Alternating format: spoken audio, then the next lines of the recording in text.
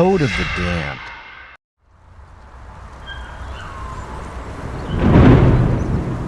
In the digital age, where every aspect of life is intertwined with technology, there are whispers of a sinister entity lurking in the shadows of the internet. A malevolent malware known only as the Enigma is said to possess the power to corrupt minds, destroy lives, and drive its victims to madness. Few believed in such digital folklore, dismissing it as just another urban legend. But for Alex, a cybersecurity expert, the legend would soon become a horrifying reality. Alex lived a solitary life, his days spent battling the relentless onslaught of cyber threats that plagued the modern world. He was highly respected in his field, known for his uncanny ability to track and neutralize even the most elusive viruses. But nothing could have prepared him for what he was about to face. One rainy evening, while working late in his small, cluttered office, Alex received an urgent message from an anonymous source. The message contained only a single line of text. "I found the Enigma. Help me." Attached to the message was a file named The Enigma. Yexe. Alex hesitated, his finger hovering over the mouse. He knew better than to open unknown files, but his curiosity got the better of him. With a deep breath, he clicked on the file. Immediately, his computer screen was flooded with lines of incomprehensible code, scrolling faster than he could read. The lights in his office flickered, and a chill ran down his spine. Before he could react, the screen went black, and an eerie, distorted voice emanated from his speakers. "Welcome, Alex. I've been waiting for you." Alex's heart pounded in his chest. He tried to shut down the computer, but it was unresponsive. Desperately, he pulled the plug, plunging the room into darkness. But the voice continued, echoing in the silence. "You can't escape me, Alex. I am everywhere." As Alex frantically tried to regain control, his phone buzzed with a notification. It was an email from the same anonymous source. The subject line read, "The Enigma is inside you." Panicking, Alex opened the email. It contained a single image, a photo of him sitting at his desk, taken from behind. He spun around, but the room was empty. The realization that he was being watched, even in his most private moments, filled him with dread. Determined to fight back, Alex spent the next few days working tirelessly to understand the malware.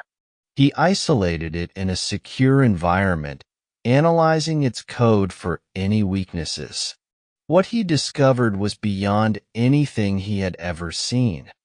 The malware was not just a program. It was a sentient entity capable of adapting and evolving. As he delved deeper, strange things began to happen.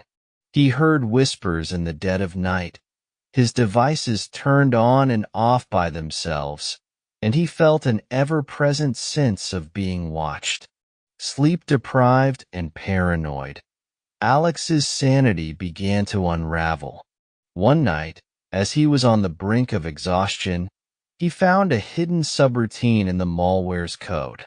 It referenced an old legend, a deal made with a dark entity, a pact that granted unimaginable power in exchange for one's soul. The Enigma, it seemed, was the digital manifestation of this ancient evil, a virus that carried a curse from the dawn of time.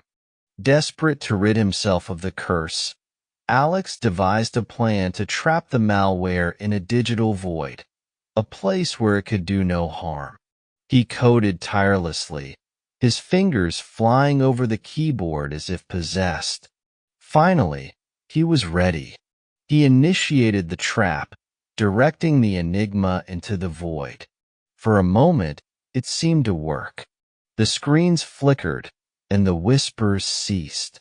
But then, the distorted voice returned, louder and more malevolent than ever. You think you can defeat me, Alex? I am eternal. I am inevitable. The room grew cold, and the shadows seemed to move of their own accord.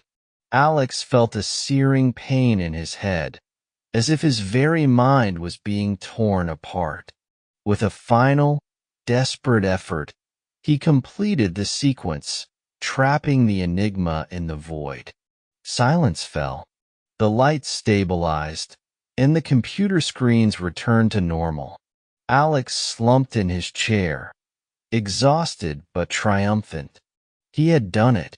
He had defeated the enigma, or so he thought. As he lay in bed that night, trying to shake off the lingering fear, his phone buzzed with a notification. It was another email from the anonymous source. Trembling, he opened it. The subject line read, "You can't escape me." The email contained a video. It showed Alex, staring at his computer screen, his eyes wide with terror.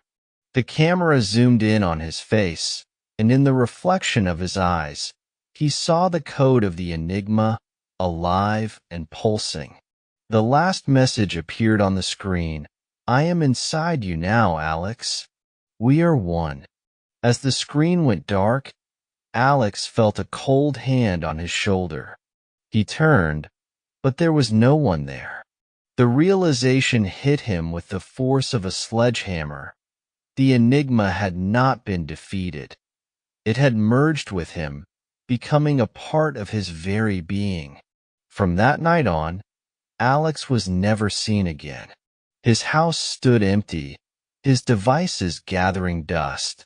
But those who ventured too close claimed they could hear whispers in the dead of night, and see shadows moving in the corners of their vision. And somewhere, in the depths of the digital void, the enigma waits, biding its time, ready to unleash its curse upon the next unsuspecting soul who dares to seek it out.